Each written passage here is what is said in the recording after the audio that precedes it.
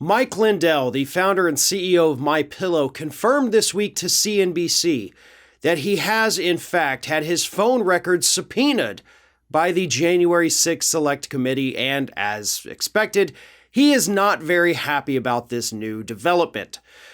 Lindell said in a statement to CNBC, "I wasn't there on January 6th, and yes, they did subpoena my phone records, but we filed a complaint for declaratory and injunctive relief against the January 6th committee and Verizon to completely invalidate this corrupt subpoena."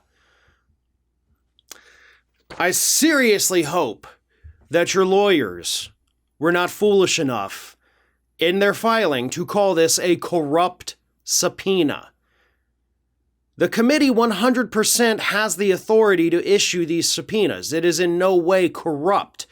And of course, as everybody in this country knows, nobody has pushed the election conspiracy theory harder than Mike Lindell in the past year.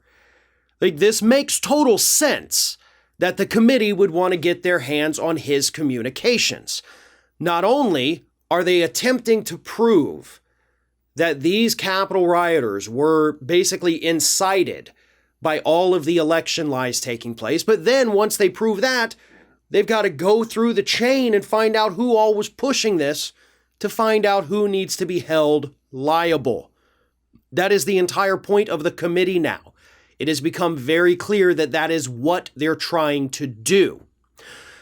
So, Mike Lindell, you can fight the subpoena if you want, but you don't have any real claims at all of executive privilege. I mean, even Trump doesn't have that to fall back on. He's losing those cases. So what exactly is your legal rationale for being one of the top peddlers of that election lie to withhold your documents from that committee? I don't think you have one at all. So this is going to crash and burn probably fairly quickly, from what I can tell. Of course, there's always the possibility that Lindell at the time wasn't in communication with any of these individuals, but given the fact that he is fighting so hard and clearly panicking about his records being subpoenaed, I have to imagine he was talking to somebody that he doesn't want us to know about. Yeah, that's kind of how this works. You know, whenever these individuals, whether it's Mike Lindell, whether it's Trump or Bannon, whenever they fight so hard to prevent their records from getting into the hands of investigators, it's usually a safe bet that it's because they have something they want to keep hidden. That has essentially been the hallmark of the entire Trump administration. Nope, you can't have my academic records. Nope, you can't have my tax returns. Nope, you can't have my other financial records. Nope, you can't have my communications. Nope, you can't have my documents from January 6th. Yeah, because we all assume you have something you want to keep hidden from us in there. And it's no different with Mike Lindell.